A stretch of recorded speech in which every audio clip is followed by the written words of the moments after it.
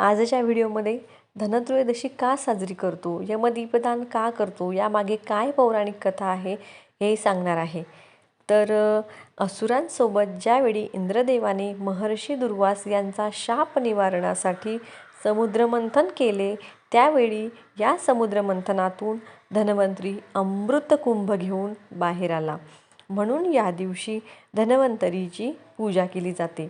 याला धन्वंतरी जयंती असेही म्हणतात। आता लक्ष्मी आणि भगवान विष्णू यांच्या संदर्भात एक कथा सांगितली जाते। ती अशी की एकदा भगवान विष्णू मृत्युलोकी जात होते, त्यावेळी लक्ष्मीने त्यांच्यासोबत जाण्याचा आग्रह केला। त्यांनी लक्ष्मीला मी सांगीन तसे वागशील तरच मी तुला घेऊन जाईल असे सांगितले। त्यावेळी माता लक्ष्मी तयार झाली आणि दोघे भूमंडलावर पोहोचले।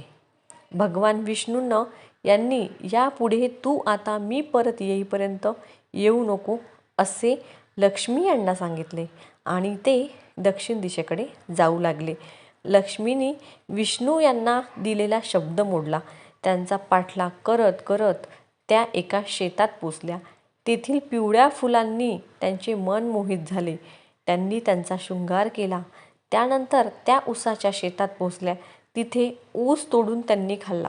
भगवान विष्णू परत येत असताना त्यांना लक्ष्मी शेतात दिसल्या।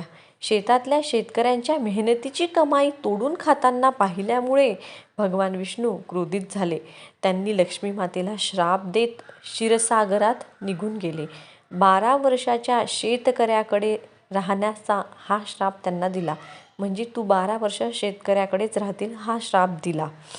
आता त्यामुळे लक्ष्मी माता शेतकऱ्याकडे राहू लागली। लक्ष्मी मातेच्या वास्तव्यामुळे शेतकऱ्याच्या घरात सुख, समाधान, पैसा, अडगा, संपत्ती सगळं काही आलं। 12 वर्षानंतर जेव्हा लक्ष्मी मातेला घेण्यासाठी भगवान विष्णू आले, त्यावेळी शेतकरी लक्ष्मी मातेला जाऊ देत नव्हता। त्यावेळी त्यांनी लक्ष्मी ही चंचल असते, ती एका ठिकाणी कधीच थांबू शकत नाही असे सांगितले। पण तरी देखील शेतकरी लक्ष्मी मातेला काही सोडत नव्हता। अखेर लक्ष्मीने शेतकऱ्याला सांगितलं, उद्या तेरसचा दिवस आहे, उद्या घर स्वच्छ कर, रात्रीच्या वेळी तुपाचा दिवा लाव, एका तांब्याच्या भांड्यात पैसे ठेवून तू त्याची पूजा कर। तुला मी त्यावेळी दिसणार नाही, पण माझ्या पूजेमुळे तुझ्या घरात अखंड संपत्ती राहील। त्या दिवसापासून धनत्रयोदशी म्हणजेच धनतेरस म्हणून हा दिवस साजरा केला जातो। वर्षभर कोणतेही आर्थिक संकट येऊ नये, घरात पैसा अडगा असावा यासाठी ही पूजा केली जाते। आता यमदीपदान का करतो? एकदा यमराजाने एक कथा सांगितली। एक हंस नावाचा राजा शिकार करत असताना दुसऱ्या राजाच्या सीमेत जाऊन पोचला।